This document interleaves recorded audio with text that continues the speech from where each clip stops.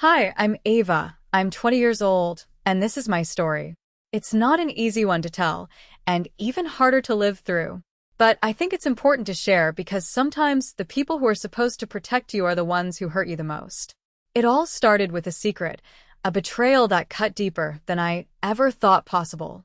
My mom, the woman who gave birth to me, the person I was supposed to trust implicitly, stole my most cherished possessions.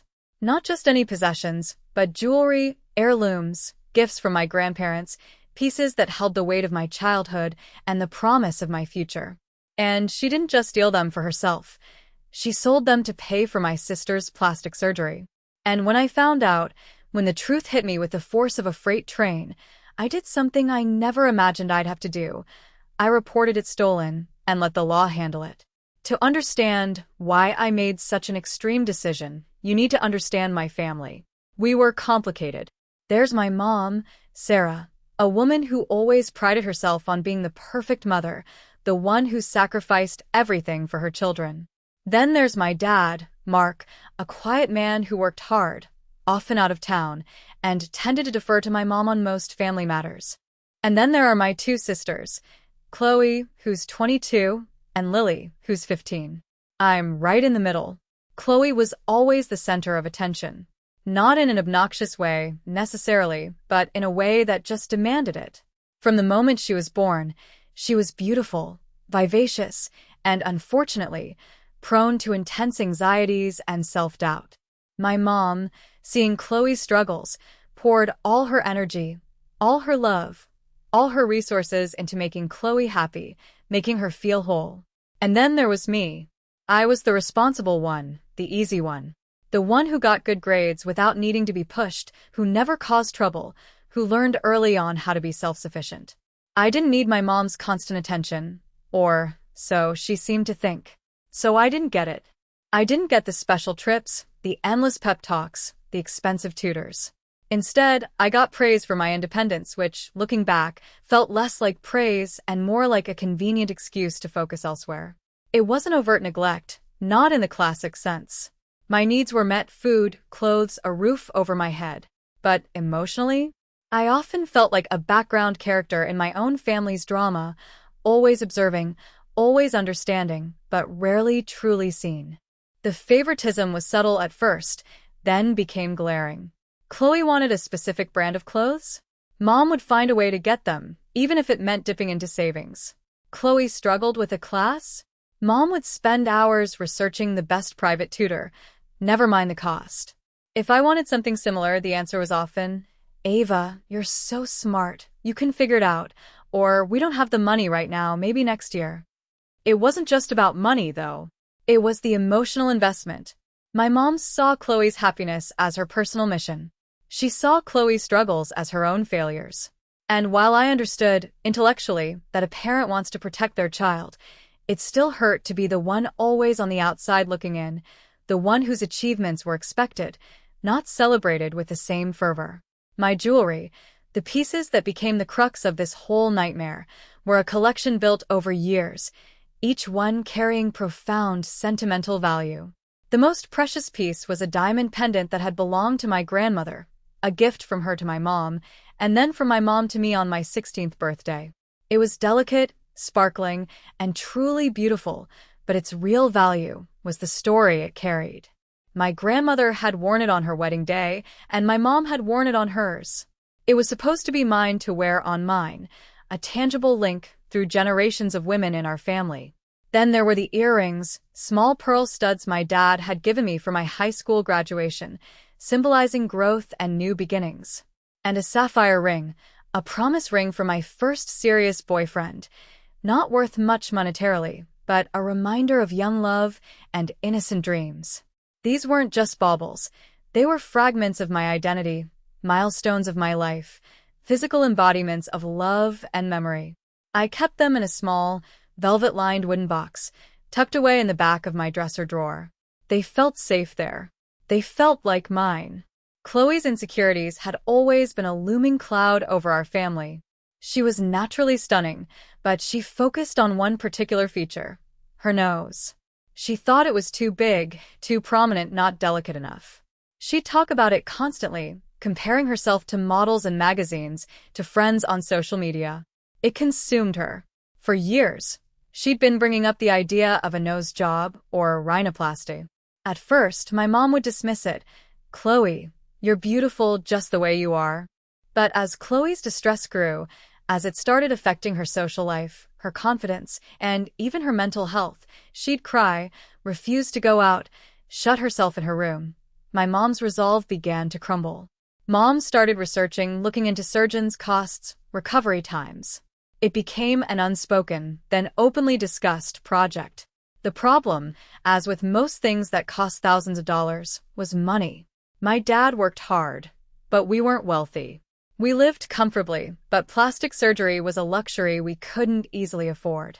I heard my mom on the phone countless times discussing payment plans, asking about financing options, always sounding stressed, always a little defeated. She'd sigh, run her hands through her hair, and murmur to herself, "I just want her to be happy." The cost of the surgery Chloe wanted was substantial, upwards of $8,000. That was a huge sum for our family, especially without dipping into emergency funds or retirement. Mom felt the pressure intensely. She saw Chloe's unhappiness as a direct reflection of her inability to provide this one thing, this fix that Chloe believed would solve all her problems. And Chloe, bless her heart, was so wrapped up in her own emotional turmoil that she didn't seem to notice the strain she was putting on our parents, or perhaps she just didn't care, convinced that this surgery was her only path to peace. The day I discovered my jewelry was gone is etched into my memory. It was a Saturday, a bright, sunny afternoon. I was getting ready for a friend's engagement party, and I wanted to wear my grandmother's diamond pendant. It felt like the perfect occasion, a celebration of love and new beginnings, just like the pendant symbolized. I went to my dresser, pulled out the small wooden box, my fingers anticipating the cool feel of the velvet. I opened it, and it was empty. Not just the pendant. All of it. The pearl earrings, the sapphire ring, even a small silver bracelet my dad had given me when I was little. Every single piece was gone. My heart leaped into my throat. My first thought was sheer panic. Had I misplaced them? But I was meticulously organized with my jewelry. I never took them out of that box unless I was wearing them. I frantically searched my room, tearing through drawers, checking under the bed, even pulling clothes out of my closet. Nothing. My breath hitched in my chest. Then, a cold dread began to seep in. We hadn't had any break-ins. The house was locked. The only people who had access to my room were my family. But who? My little sister Lily? She was sweet, but sometimes a bit nosy. Could she have taken them to play dress-up and forgotten to put them back? Or worse, I went downstairs, trying to keep my voice calm, but my hands were shaking. "Mom," I started, finding her in the kitchen, scrolling on her phone. "Have you seen my jewelry box? It's empty." She looked up, a flicker of something unreadable in her eyes. "Oh, honey? Empty? Are you sure? Maybe you put it somewhere else." Her voice was a little too casual, a little too quick. It raised a tiny red flag in my gut. I told her I'd looked everywhere. She offered to help me search, but her movements were perfunctory, not genuinely concerned. She kept glancing at me, then away. A new suspicion, cold and sharp, began to prickle at the edges of my mind. Over the next few days, the unease festered. I kept asking Mom, gently at first, then with more urgency, if she had any idea. She'd say, "No, Ava, I haven't touched your things. You know I respect your privacy." But her eyes wouldn't meet mine, and there was a tightness around her mouth. Then, a week later, something else happened. Chloe, who had been withdrawn and miserable for months, suddenly started glowing. She was happy, energetic, almost giddy. And then the announcement. Chloe had an appointment for her rhinoplasty in just 2 weeks. "Mom found a way," she chirped, oblivious to the storm brewing inside me. She got a great deal on a last-minute cancellation. A great deal. A last-minute cancellation. The words echoed in my head, sour and hollow. It was too much of a coincidence. My jewelry gone, and suddenly, thousands of dollars materialized for Chloe's surgery. My stomach churned with a sickening certainty. I remembered seeing a small, crumpled piece of paper peeking out from under a stack of mail on the kitchen counter a few days prior. I hadn't paid it much mind then, but now, a specific detail resurfaced. Pawn was visible at the top. I waited until my mom was out running errands and Chloe was at a friend's house. My hands trembled as I rifled through the mail stack. And there it was. A pawn shop receipt. My grandmother's pendant, explicitly listed. The pearl earrings. The sapphire ring. Every single piece. The amount received? Just under $8,000. Enough for Chloe's surgery. The paper crumpled in my hand. The world tilted on its axis. It wasn't a suspicion anymore. It was a devastating, undeniable truth. My mom, my own mother, had stolen from me. She had taken my most cherished, irreplaceable possessions and sold them, not for an emergency, not for food, but for plastic surgery for my sister. The betrayal was a physical ache in my chest. My vision blurred with tears, hot and angry. It wasn't just the jewelry. It was the trust. It was the years of feeling secondary, validated by this final, brutal act. She didn't just take my belongings. She took a piece of my sense of safety, my sense of belonging in my own home. She sacrificed my heritage, my memories, for Chloe's perceived happiness, and it felt like she was telling me, without words, that my feelings, my value, meant less than Chloe's nose. When Mom came home, I was waiting. The pawn ticket was clutched in my hand, damp from my sweat and tears. "Mom," I said, my voice barely a whisper, thick with unshed tears. "What is this?" I pushed the crumpled paper toward her. She looked at it, her face draining of color. Her eyes darted from the receipt to my face, then down to her hands. Silence hung heavy in the air, thick with guilt and shame. Then she started to cry. Not the quiet, apologetic tears I might have expected, but loud, heaving sobs. Eva, I had no choice. Chloe was so unhappy. I couldn't stand to see her like that anymore. "You never use that jewelry, it just sits there. I was gonna buy it back, I swear. As soon as I could afford it." Her words hit me like a barrage of small, sharp stones. "No choice," I repeated, my voice rising, trembling with rage. "You had no choice?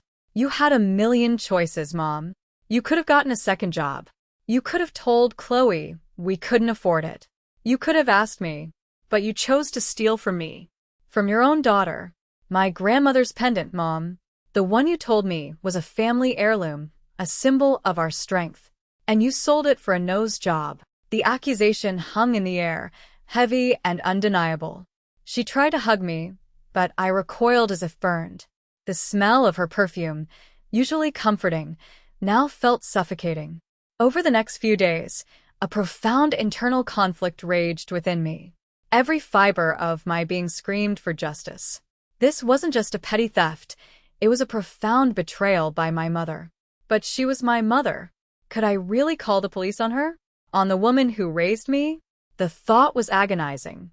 I lay awake at night, staring at the ceiling, replaying her tearful excuses, Chloe's innocent excitement, and the gaping emptiness in my jewelry box. My heart ached with confusion and anger. If I reported her, I would shatter our family. If I didn't, I would be allowing her to walk all over me, validating her long-standing pattern of prioritizing Chloe's desires over my fundamental rights. It would signal that my boundaries, my feelings, my possessions held no real value. I thought about the future. What kind of precedent would this set? Would she feel entitled to take from me again? Would Chloe learn that her wants supersede other people's needs? I knew deep down that this wasn't just about the money or even just the jewelry. It was about respect. It was about being seen as an individual with rights, not just a resource to be exploited for the sake of another sibling. I thought about my dad, who remained frustratingly silent, perhaps afraid to take a side, or simply too overwhelmed to intervene. His inaction, in its own way, felt like another betrayal, a tacit approval of my mom's actions. I felt utterly alone, navigating this impossible ethical maze. The breaking point came when my mom, after days of pleading and promises to make it right, casually mentioned that Chloe was so excited about her new nose and that it was all thanks to her. She said it with a smile, almost as if she expected me to be happy for Chloe, to forgive and forget. There was no genuine remorse, no understanding of the depth of her transgression. She still seemed to believe that the ends justified the means, and that my anger was an overreaction. It was then I realized that unless there were real consequences, this pattern would never stop. She wouldn't learn. She wouldn't truly understand the pain she had inflicted.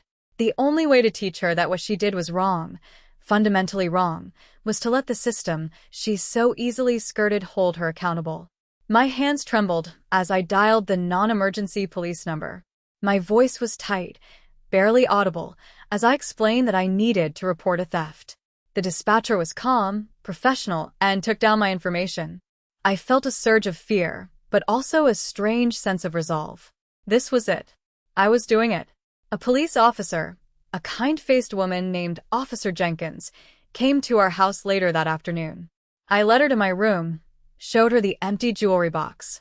My mom was out, thankfully. I laid out the whole story, showing her the pawn shop receipt. As I spoke, the words tumbled out, faster and faster, a mix of anger, hurt, and a desperate need to be heard. Officer Jenkins listened patiently, jotting down notes. She asked me a series of questions, confirming details about the jewelry, its value, and my mother's name. I remember her expression, a mix of sympathy and professionalism. She didn't judge me. She just did her job. When she finished taking my statement, she looked at me directly. "Ava," she said softly, "this is a serious matter. Theft is theft, regardless of who commits it. And theft within a family can be particularly painful. Are you sure you want to proceed with this? Because once we open a case, it's out of your hands." I took a deep breath. My resolve wavered for a second, a fleeting glimpse of doubt and regret. Could I really do this to my mom? But then I thought of the pendant, the pearls, the sapphire ring. Gone forever. I thought of the years of feeling invisible. "Yes," I said, my voice clearer, firmer than I expected. "Yes, I'm sure. I need to do this." Officer Jenkins nodded. "Okay, Ava. We'll proceed. We'll need to speak with your mother." My stomach dropped, but my resolve held. The path was set. The fallout was immediate and explosive.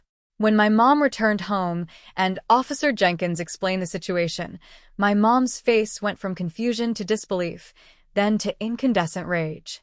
"Ava, how could you?" she shrieked, her voice echoing through the house. "How could you do this to your own mother? To your own family?" She called me ungrateful, selfish, heartless. She cried. She screamed. She pleaded. She tried to make me call the officer back, to recant my statement. But it was too late. The wheels were in motion. My dad, when he heard, looked utterly defeated. He tried to mediate, to calm my mom down, but she was beyond reasoning. He kept looking at me with a mixture of sadness and disappointment, as if I had broken an unspoken family code. Chloe's reaction was perhaps the hardest to bear. She was furious. "You're ruining everything," she yelled, her eyes wide with shock and anger. "You're just jealous. You don't want me to be happy." She saw me as the villain, the one destroying her chance at a perfect nose, a perfect life. She couldn't grasp that her happiness had come at my expense, that her mother's actions were a crime, not an act of love. She was so deeply entrenched in her own narrative of victimhood that she couldn't see the reality of my pain. It cemented for me how truly separate our worlds were, how little understanding there was between us. The family dynamic, already strained, shattered into a million pieces. Our quiet house became a war zone of accusations, tears, and icy silences. The legal process was slow and emotionally draining. The police investigated, confirmed the pawn shop transaction, and formally questioned my mom. Given it was a family matter and her first offense, they didn't immediately arrest her. Instead, she was given a choice: either face formal charges of theft and potentially a criminal record, or make full restitution to me, including interest, and complete a restorative justice program that involved counseling. She chose the latter, under immense pressure from my dad, who desperately wanted to avoid a permanent stain on her record and the family's reputation. The jewelry was still at the pawn shop, and with the police involved, a hold was placed on it. My mom was forced to use funds from her personal savings, money she had been saving for a trip, to buy back my pieces. When the jewelry was finally returned to me, nearly a month later, it felt different. The diamond pendant, the pearl earrings, the sapphire ring, they were all there, glinting under the light. But the magic, the untainted joy they once held, was gone. They carried the weight of what had happened, a constant reminder of my mom's betrayal and the fractured state of my family. I still wear them sometimes, especially the pendant, but it's with a bittersweet understanding of the price I paid to get them back. Chloe did eventually get her surgery, though it was delayed by a few months. My dad ended up taking out a small loan, and my mom, having exhausted her savings on the restitution, was forced to get a part-time job to help pay for it. The irony wasn't lost on me. My emotional state during all this was a roller coaster. There was immense relief that I had stood up for myself, that I hadn't let it slide. There was a strange sense of empowerment, knowing that I had the courage to do what was right, even when it was incredibly difficult. But underneath all of that was a deep, aching sadness. The family I knew, imperfect as it was gone. My relationship with my mom was irrevocably damaged. We now speak, but it's distant, careful, laced with an unspoken tension. There are no more casual hugs, no easy laughter. She still harbors resentment, I can tell, for the shame I brought upon her. And Chloe still avoids me, blaming me for causing drama and making her wait longer for her surgery. My dad, however, has changed. Seeing the raw pain I was in, seeing the legal consequences unfold, he finally understood the gravity of what my mom had done and the injustice I had faced. He apologized to me, genuinely, for not stepping in sooner, for not protecting me. Our relationship has actually strengthened, a small silver lining in a very dark cloud. I moved out shortly after my 20th birthday, renting a small apartment with a friend. I needed space, distance, a place where I could rebuild my sense of self without the constant weight of family drama. It's hard, being essentially estranged from my mom and Chloe, but it's also necessary for my own healing. Looking back, the lessons I learned were profound. I learned that sometimes the hardest decisions are the most important ones for your own well-being. I learned the critical importance of boundaries and that allowing people to violate them, even family, only invites further disrespect. I learned that love, even familial love, shouldn't be unconditional to the point of self-sacrifice and personal violation. And I learned that standing up for yourself, no matter how terrifying, is a powerful act of self-love. I didn't want my mom to go to jail, and honestly, the thought of that still makes me sick to my stomach. But I needed her to understand the gravity of what she did, the line she crossed, and the profound damage she caused. My jewelry is back in my possession, safely tucked away. It's no longer just a symbol of family legacy. It's also a testament to my resilience, a reminder of the day I chose myself. It wasn't an easy decision, and I wouldn't wish it on anyone. But I don't regret standing up for myself. It was messy, painful, and it changed my family forever. But it also changed me for the better. I found my voice, I set my boundaries, and I reclaimed my sense of worth. That's my story. Thank you for listening. If you connected with this story, or if you've ever had to make a tough decision to stand up for yourself, please give this video a like. Don't forget to subscribe for more stories like mine, and share it with anyone who might need to hear it. It helps more than you know.